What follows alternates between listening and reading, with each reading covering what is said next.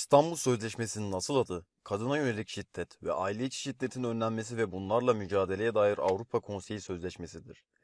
Bu isim oldukça uzun olduğundan daha çok 11 Mayıs 2011'de İstanbul'da imzaya açılan sözleşme, İstanbul Sözleşmesi olarak anılmaktadır. Avrupa Konseyi 1990'lardan beri kadınların şiddete karşı korunmasını teşvik etmek için çeşitli girişimler başlatmıştı. Yıllar içinde ve çeşitli kampanyalar boyunca her yerde mağdurların aynı koruma düzeyinden yararlanabilmesini sağlamak için bir dizi yasal standartlara ihtiyaç duyulduğu giderek daha net hale geldi. 2008 yılında Avrupa Konseyi Adalet Bakanları Komitesi, kadına yönelik şiddet ve aile içi şiddetin önlenmesi ve bunlarla mücadele için standartlar belirleyecek bir sözleşme taslağı hazırlamakta görevli bir uzman grubu kurdu. Son taslak 2 yıl sonra 2010'da hazırdı. Ancak bitmeden önce birçok ülke dili yumuşatmaya ve belirli paragrafları çıkarmaya çalışmıştı. 11 Mayıs 2011 tarihinde sözleşme İstanbul'da imzalar açıldı. Bugün itibariyle 12 ülke sözleşmeyi onaylamadan imzaladı ve sözleşmeyi imzalayan, onaylayan ve uygulayan 34 ülke vardır. 1 Ağustos 2014 tarihinde yürürlüğe girmiştir. Türkiye 12 Mart 2012'de sözleşmeyi onaylayan ilk ülke oldu. Bunu 33 ülke daha izledi. 2017'de Avrupa Birliği de nihayet imzaladı. Birkaç ülke sözleşmeyi imzaladı ancak hiçbir zaman onaylamadı. Yani hiçbir zaman uygulanmadı. Bu ülkeler arasında Ermenistan, Bulgaristan, Çek Cumhuriyeti, Macaristan, Letonya, Liechtenstein, Litvanya, Moldova Cumhuriyeti, Ukrayna ve İngiltere bulunmaktadır. Rusya ve Azerbaycan ilk başta sözleşmeyi imzalamayı reddetmiştir. İstanbul Sözleşmesi, kadına yönelik her türlü şiddetin önlenmesi ve ev içi şiddetle mücadele edilmesi için hazırlanan ilk Avrupa Sözleşmesi olma özelliğine sahip olduğu gibi bu alanda hazırlanan en kapsamlı ve en güncel uluslararası sözleşmedir. Öte yandan toplumsal cinsiyet kavramı da ilk kez bu uluslararası sözleşme ile tanımlanmıştır. Kadına yönelik şiddetin bir insan hakları ihlali ve bir ayrımcılık türü olarak görülmesi ve kadına yönelik ayrımcılığı yasaklaması sözleşmenin en önemli özelliklerindendir.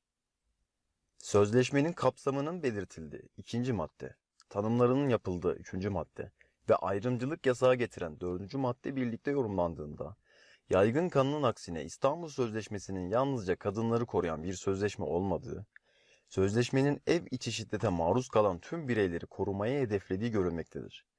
Düzenlemelerden faydalanabilecek olan kadın ya da erkek fark etmeksizin şiddet mağdurlarıdır. Çünkü sözleşmeye göre mağdur, ev içi şiddet veya kadına yönelik şiddete maruz kalan herhangi bir şahıstır.